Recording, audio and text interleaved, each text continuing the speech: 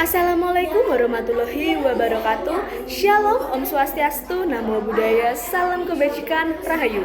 Perkenalkan, nama saya Diksalina Naya Arya Hita. Pada kesempatan kali ini izinkan saya untuk mengawali isu berkaitan dengan dekriminalisasi kejahatan tanpa korban.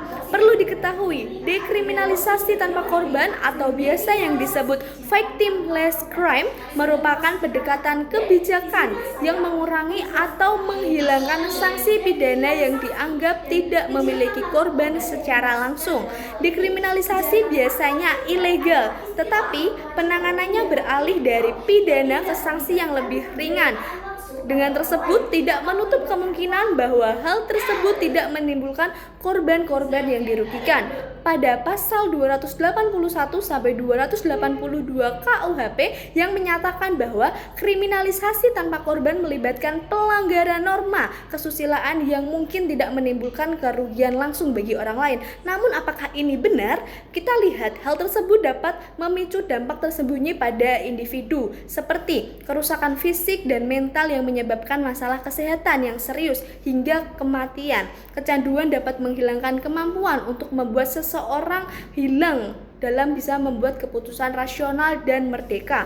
Penurunan kualitas hidup yang dapat mengganggu lingkungan sosial, masyarakat, pekerjaan, dan juga kesejahteraan pribadi. Tidak hanya itu saja, tetapi juga menimbulkan dampak pada masyarakatnya dan moralitas.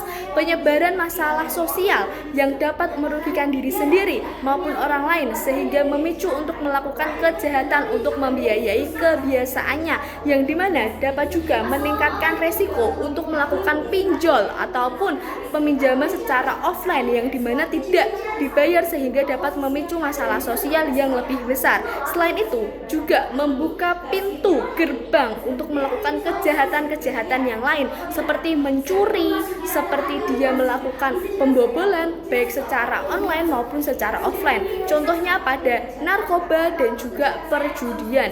Penggunaan narkoba secara tidak langsung dapat menimbulkan korban. Dalam kriminologi, pecandu narkoba sering dikategorikan sebagai korban diri sendiri. Mereka merugikan diri mereka sendiri baik secara fisik, mental, maupun finansial. Pengguna narkoba tentunya membutuhkan biaya yang tidak sedikit, sehingga mereka dapat memicu terjadinya kejahatan-kejahatan untuk melakukan pinjol ataupun melakukan pencurian yang dapat menimbulkan korban secara langsung.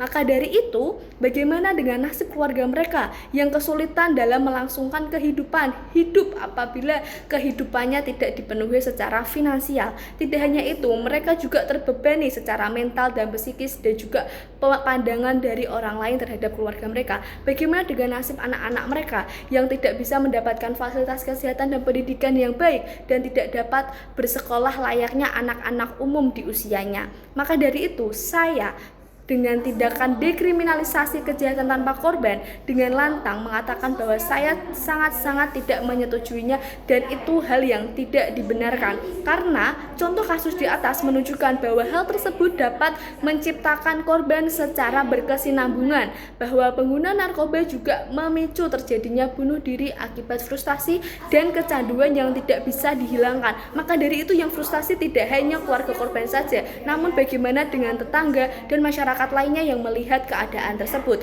Selain itu ada contohnya perjudian yang dapat menyebabkan kerugian finansial individu dan keluarga yang menyebabkan penderitaan terhadap orang lain, dan juga penurunan produktivitas sehingga melumpuhkan aktivitas sehari-hari yang berkorelasi dengan korban secara langsung. Maka dari itu tidak dibenarkan apabila kejahatan tanpa korban ini merupakan dekriminalisasi yang dimana juga dapat menciptakan korban-korban secara langsung baik secara fisik maupun secara mental, dan itu masih berkaitan dengan lingkungan kita secara dekat.